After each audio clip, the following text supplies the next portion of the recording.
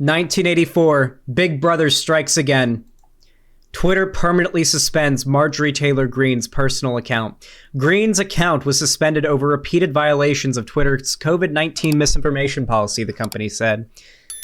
Twitter suspended a personal account of Representative Marjorie Taylor Greene, ARGA, Republican Georgia, for repeated violations of its COVID misinformation policy, the company said Sunday.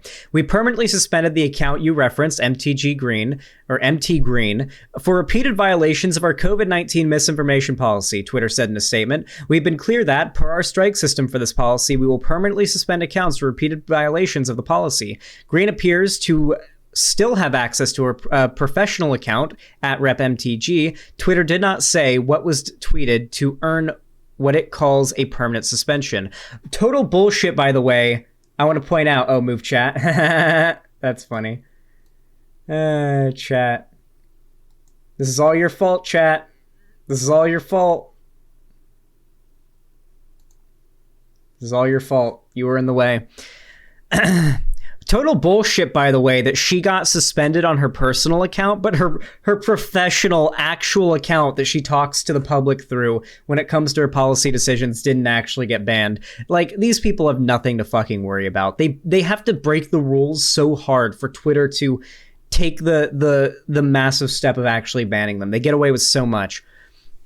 Greene said in a statement through her office Sunday that she was suspended for tweeting statistics from the Vaccine Adverse Event Reporting System. Anyone can report an adverse event to the system, which operates under the Department of Health and Human Services.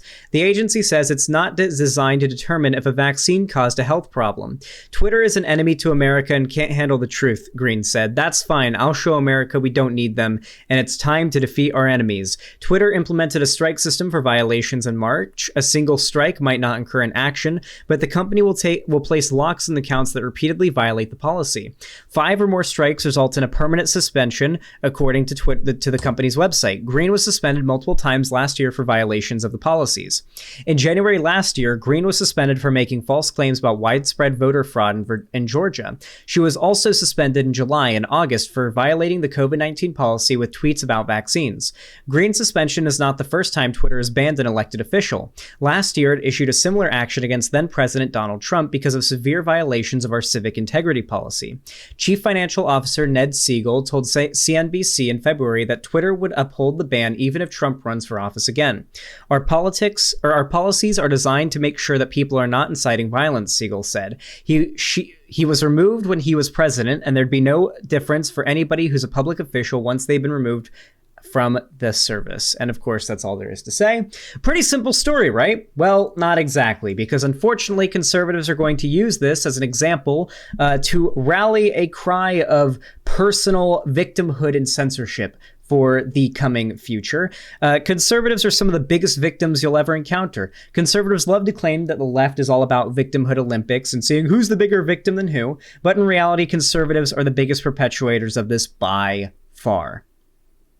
No more spamming the crab emote now. With that said, Marjorie Taylor Greene mostly got a slap on the wrist.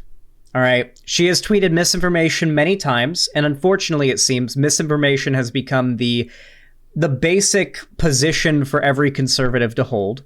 And she's getting what she deserves. She's repeatedly tweeted out misinformation, stuff that she knows is misinformation that has been debunked. She is a political demagogue who will lie in order to push her narrative, and that's what she did.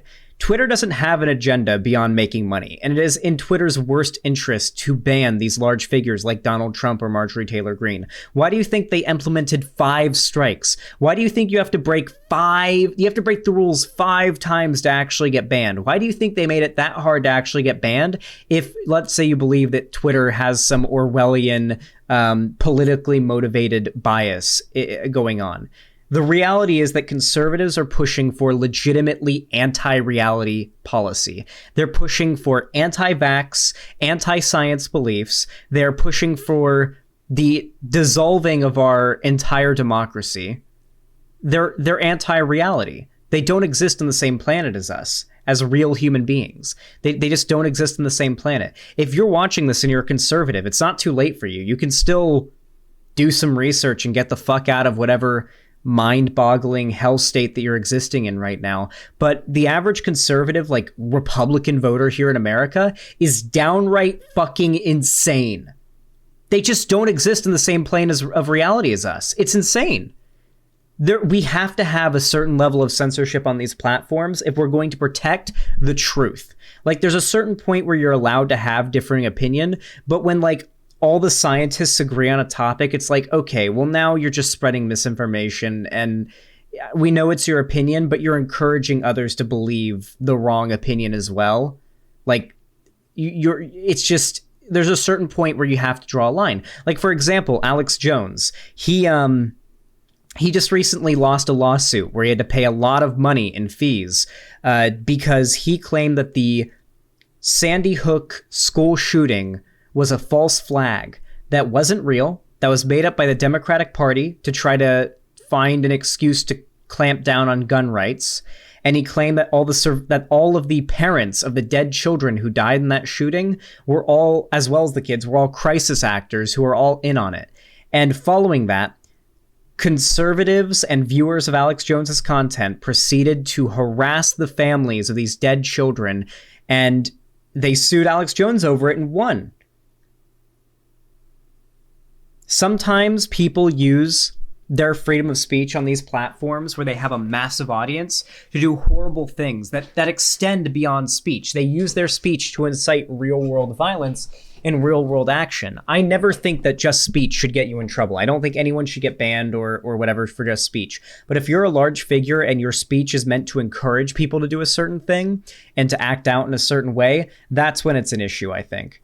And that's where I have a huge problem. There are crisis actors. There are also crisis agencies. True. By that logic, there'd have to be. If anything's a crisis agency, it's Alex Jones' fucking InfoWars show, okay? Like, let's be real. That's the closest to a crisis agency I've ever seen.